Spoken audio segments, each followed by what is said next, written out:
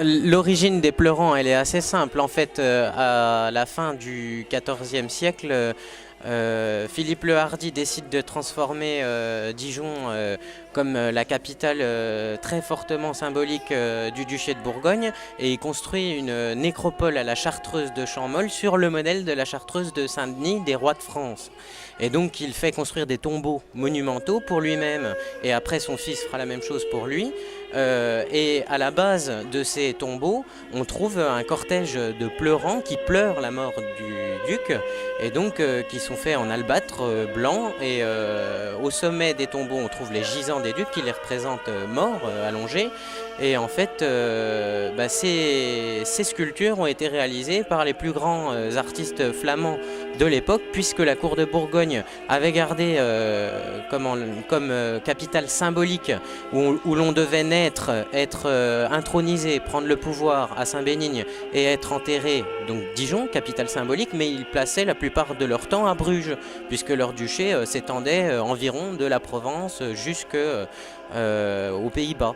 Donc les plus grands artistes flamands sont venus à Dijon pour réaliser la Chartreuse, le Puy de Moïse, les tombeaux, dont Claus Luther et Claus de Verve. Et voilà pourquoi ces sculptures sont si renommées. Et voilà pourquoi elles intéressent aujourd'hui certains musées des États-Unis. Et dans le cadre de la réfection du musée des Beaux-Arts, certaines de ces sculptures vont être prêtées et donc traverser l'Atlantique pour être exposées dans certains musées très prestigieux, ce qui est tout à fait normal étant donné le prestige de ces sculptures à l'époque.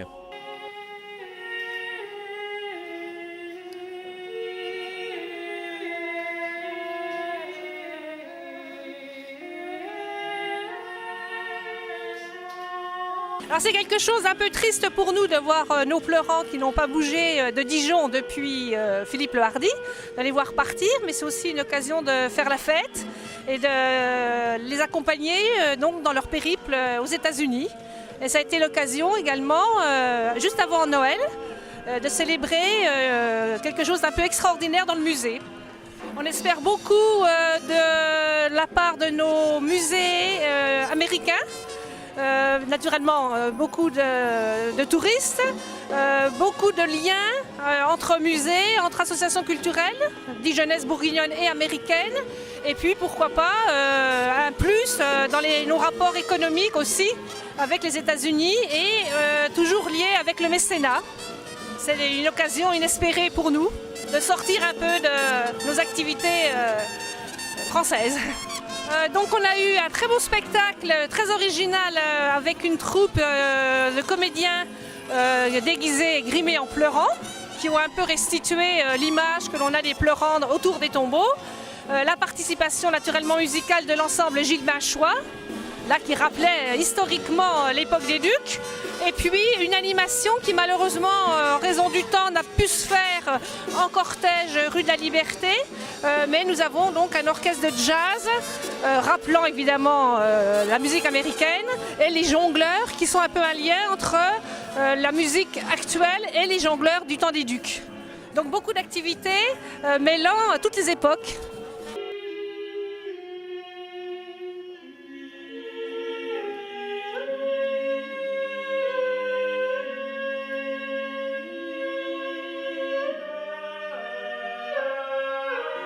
Bonsoir, je suis très impressionné de me trouver devant un pleurant du tombeau de Jean sans pleurs. Oui. Je suppose que vous aussi. Oui. C'est la première fois depuis combien? 5 siècles à peu près Oui. que l'on vous démonte et que vous allez faire le tour du monde. On nous a réveillés dans la salle où jadis on festoyait. C'était une salle de banquet. On mangeait, on chantait. Et là, on nous annonce qu'il faut partir. Heureusement, il y avait mes frères. Nous étions plusieurs à partir. Et nous avons traversé le palais. Et autour de nous, tout s'est réveillé. Les statues. Il y avait une musique magique. Une musique que je n'avais jamais entendue les siècles précédents. Une musique envoûtante.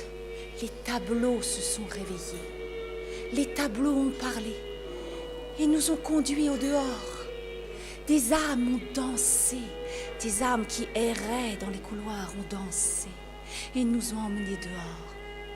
Et là, dehors, une musique. Et là, dehors, des troubadours, des gens de rue. Quel fantastique, fantastique voyage nous allons vivre en Amérique. Non, je dois y aller. Je vais vous laisser. Bon voyage. Merci, je pars.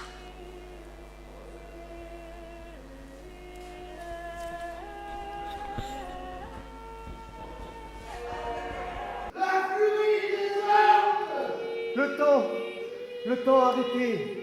Oui, le temps arrêté. Fixez le temps.